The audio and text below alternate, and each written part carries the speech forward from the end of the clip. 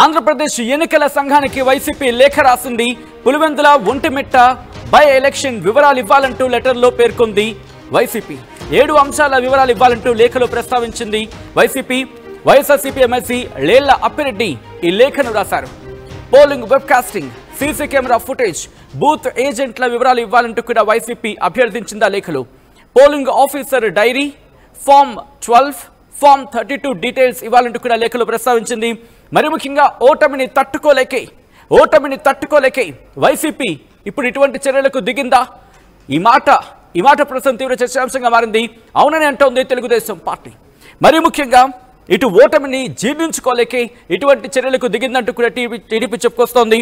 ఒకటే అంటోంది, ఈ లేఖలు, మరి ముఖ్యంగా ఇటువంటి లేఖలు ఎన్నైనా సరే ఆ ఓటమిని జీర్ణించుకోలేకే అంటూ చెప్పుకొస్తుంది తెలుగుదేశం పార్టీ. ఈ నేపథ్యంలో లేఖలో ఏమని ప్రస్తావించింది మీరు చూడొచ్చు. అక్కడ హైలైట్ చేస్తున్నాయి. CC camera footage at the polling station and its premises. రెండోది video coverage in various instances. మూడోది వెబ్కాస్టింగ్ అట్ ద పోలింగ్. నాలుగోది list all names of polling agents who participated during election. ఐదోది పోలింగ్ ఆఫీసర్ డైరీ. ఆరోది form 12 and ఏడోది form 32. మొత్తం ఈ ఏడిట్ని కూడా provide చేయాలంటూ కూడా సబ్జెక్ట్ మీరు చూసి request to provide CC footage, webcasting, list of agents, PO diary, form 12 and form 32 during the Ontimitta ZPTC elections regarding అంటూ ఇక్కడ చెప్పుకొచ్చిన సందర్భం. సో ఈ నేపథ్యంలో ఇటు లేళ్ల అప్పిరెడ్డి లేఖ రాయడం జరిగింది ఈసీకి, state election commission, to the honourable commissioner, state election commission Andhra Pradesh state Vijayawada అంటూ కూడా లేఖను ప్రస్తావించిన సందర్భం. ఈ నేపథ్యంలో లేళ్ల అప్పిరెడ్డికి సంబంధించి ఎటువంటి అంశాలను ప్రస్తావించారో వైసీపీ తరఫున మనం చూసాం. ఈ క్రమంలో ఇప్పటికే తెలుగుదేశం పార్టీ అంశాన్ని ఖండించడం జరుగుతోంది. ఇది ఎంతవరకు సమంజసం? ఓటమిని తట్టుకోలేక ఇటువంటి చర్యలకు దిగిందంటూ కూడా చెప్పుకొస్తోంది ఇటు తెలుగుదేశం పార్టీ. ఈ నేపథ్యంలో ఏం జరగబోతోంది? ఈసీ ఎటువంటి చర్యలకు దిగే అవకాశం ఉంది తెలుసుకునే ప్రయత్నం చేద్దాం. మా AP input editor Krishnamohan updates అందించేందుకు ఫోన్ లైన్లో సిద్ధంగా ఉన్నారు. ఒకసారి కృష్ణమోహన్ దగ్గరికి వెళ్లే ప్రయత్నం చేస్తున్నాను. Krishnamohan, interesting development. ఇటు తెలుగుదేశం పార్టీ, ఇటు వైసీపీ ఓటమిని జీర్ణించుకోలేకే ఇటువంటి చర్యలకు దిగిందనే అంశాన్ని అర్థం వచ్చేలా మాట్లాడుతున్న సందర్భం ఉంది లేఖకు సంబంధించి. బట్ 7 అంశాలు ప్రొవైడ్ చేయాలంటూ ఈసీకి వైసీపీ లేఖ రాసిన సందర్భంలో ఎటువంటి పరిణామాలు చోటు చేసుకునే అవకాశం ఉంది? బేసిక్ గా ఈ లేఖ YCP MLC Lella Appireddy election commission కు లేఖ వేశారు. ఎన్నికల్లో జరిగిన రిజల్ట్స్ కి సంబంధించిన వ్యవహారం మీద పూర్తిగా కూడా సంబంధించిన పులివెందుల జెడ్పీటీసీ బై ఎలక్షన్ కి సంబంధించిన వివరాలు పూర్తిగా ఇవ్వాలనేది ఈ లేఖ సారాంశం.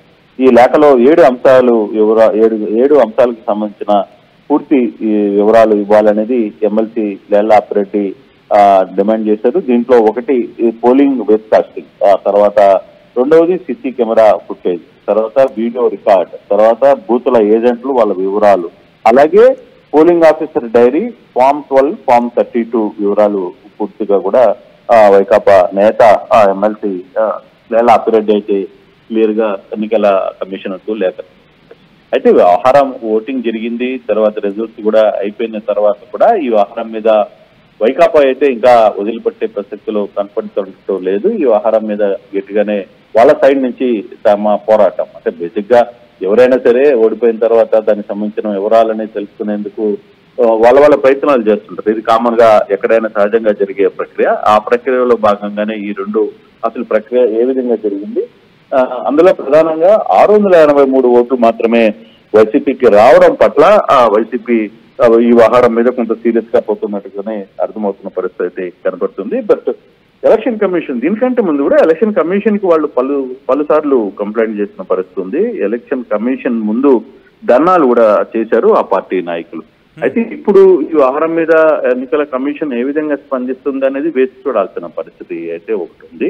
బట్ వీళ్ళు అడిగిన డిమాండ్స్ అన్ని కూడా ఇచ్చే అవకాశం ఉందా లేదా? ఒకవేళ ఎన్నికల కమిషన్ ఇవ్వకపోతే దీనికి సంబంధించిన డేటా వీళ్ళు ఏమన్నా హైకోర్టుకి వెళ్ళే అప్పీల్ చేసుకునే ప్రయత్నం చేస్తారా? కోర్టులో కూడా తమ వ్యవహారాన్ని నడిపించేందుకు సిద్ధమవుతుందా అనేది కొద్దిగా అర్థమవుతుంది. అందుకే లేళ్ల అప్పిరెడ్డి కూడా అఫీషియల్ గానే లేఖను రాశారు. కాబట్టి డెఫినెట్ గా ఇప్పుడు ఎన్నికల కమిషన్ కి సంబంధించి ఈ అవకాశంలో ఈ డేటాను ఇచ్చే, అంటే అసలు ఎన్నికల కమిషన్ ఎవడైనా అడిగితే ఈ డేటాను ఇచ్చే దానికి ఆస్కారం ఉంటుందా?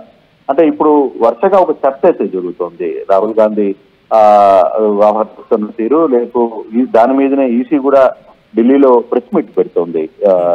ఈ బీహార్ ఎన్నికలు తర్వాత ఈ ఓటింగ్ ప్రక్రియ వీటన్నిటి మీద కూడా కొంత జరుగుతుంది. సో అటువంటి సందర్భంలో ఎన్నికల కమిషన్ ఇప్పుడు ఈ నిర్ణయాన్ని అంటే లేళ్ల అప్పారెడ్డి కోరిన డిమాండ్స్ కి తలొగ్గి వాళ్ళు ఇవన్నీ కూడా వాళ్ళ డిమాండ్ కి తగ్గినట్టుగానే ఇచ్చే అవకాశం అయితే ఉంటుందా లేదా అనేది చూడాలి. ఒకవేళ లేకపోతే మరి వైసీపీ యాక్షన్ ఏ విధంగా ఉంటుంది? ఓకే, టీడీపీ క్లియర్ గా ఒక మాట అయితే ఆరోపిస్తుంది, చాలా గట్టిగా చెప్తోంది.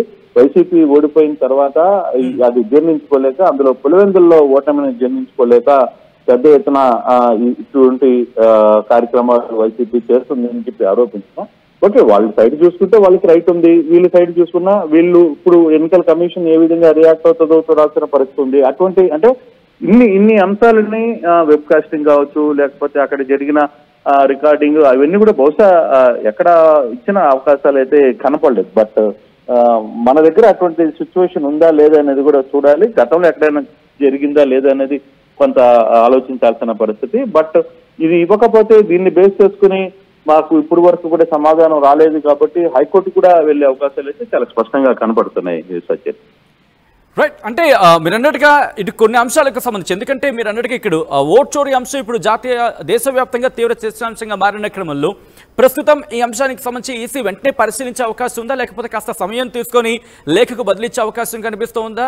మరి ముఖ్యంగా ఇటు సెంట్రల్ ఎలక్షన్ కమిషన్తో చర్చించిన తర్వాత దీని మీద యాక్షన్కి వెళ్ళే అవకాశం ఉందనుకోవాలా? ఎటువంటి అంశాలు ఉండే అవకాశం ఉంది? ఇటు వైసీపీ ఏమంటుంది, తెలుగుదేశం పార్టీ నుంచి ఎటువంటి రియాక్షన్స్ వస్తున్నాయి? కృష్ణమోహన్ అంటే ఒక ఇంట్రెస్టింగ్ ఇష్యూ దీంట్లో ఉంది. ఎందుకంటే మొన్న రాహుల్ గాంధీ ఎన్నికల కమిషన్ కి సంబంధించిన వ్యవహారంలో ఏదైతే కొన్ని ఆయన ఆధారాలు చూపించారో ఆ తర్వాత ఎన్నికల కమిషన్ తమ వెబ్సైట్ లో నుంచి కూడా కొన్ని డేటాను డిలీట్ చేసిన పరిస్థితి కూడా మనం చూడాలి. సో అటువంటి సిచ్యువేషన్ అక్కడ జరిగింది ఢిల్లీలో. ఎన్నికల కమిషన్, కేంద్ర ఎన్నికల కమిషన్ కూడా కొంత డేటాను డిలీట్ చేసింది. సో ఇప్పుడు అదే కోవకు సంబంధించిన వ్యవహారంలోనే ఇప్పుడు వైసీపీ ఆంధ్రప్రదేశ్ రాష్ట్ర ఎన్నికల సంఘాన్ని కోరుతోంది కాబట్టి మరి ఇక్కడ వీళ్ళ రెస్పాన్స్ ఏ విధంగా ఉంటుందని కూడా మనం ఒకసారి చూడాలి. అది రెగ్యులర్ గా ప్రొసీడ్ అవుతారా, లేదు కొంత కేంద్ర ఎన్నికల కమిషన్ నుంచి పర్మిషన్ తీసుకోవాల్సిన పరిస్థితి ఉందా, లేదు ఫర్దర్ గా వీళ్ళు ఏ విధంగా రెస్పాండ్ అవుతారు, వెంటనే రెస్పాండ్ అయ్యే పరిస్థితి ఉంటుందా లేదా అనేది ఇప్పటికిప్పుడు చెప్పలేము.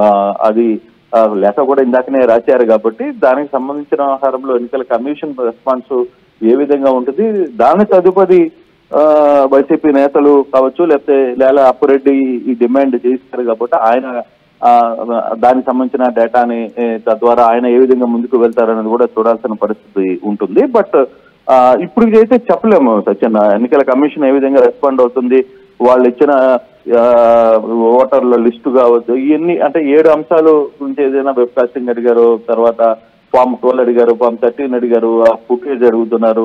ఇవన్నీ కూడా బహుశా ఎన్నికల కమిషన్ ఇచ్చే పరిస్థితి ఉండదేమో అని నాకున్న సమాచారం. బట్ చూడాలి దీని మీద ఏ విధంగా ముందుకు వెళ్తారో, వాళ్ళ తరఫున దీనికి ఏ విధంగా సాధించేందుకు ఏ విధంగా పోరాటం చేస్తారో వేచి చూడాల్సిన పరిస్థితి ఉంది. రైట్. ఇంట్రెస్టింగ్ డెవలప్మెంట్ చెప్పుకోవాలి. కృష్ణ ఒక్కసారి మీరు లైన్లో ఉండే ప్రయత్నం చేయండి. దానికి సంబంధించి ఆ లెటర్ కాపీని మీరు చూస్తున్నారు వాటివి స్క్రీన్ మీద. మరి ముఖ్యంగా కొద్దిసేపటి క్రితం ఇటు ఎమ్మెల్సీ లేళ్ల అప్పారెడ్డి వైఎస్ఆర్సీపీ నుంచి YSRCP state general secretary Lella Appareddy MLC ఇటు ఈసీకి లేఖ రాశారు.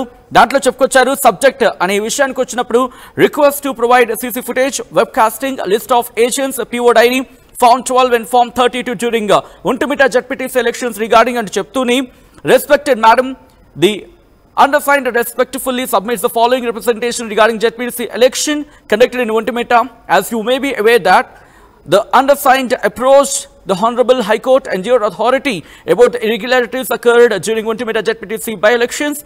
In connection with Untimita ZPTC by-elections, it is requested to provide the following information at the earliest to enable us to proceed for further remedies అంటూ చెప్పుకొస్తుంది. దాంట్లో 7 అంశాలని మొదటి అంశంగా CC camera footage at the polling station and its premises, అంటే CCTV footage అలాగే polling station కి సంబంధించి premises లో సీసీటీవీ ఫుటేజ్ కి సంబంధించి అలాగే పరిసర ప్రాంతాల్లో ఫుటేజ్ ని కూడా ఇవ్వాలంటూ రిక్వెస్ట్ చేయడం జరిగింది.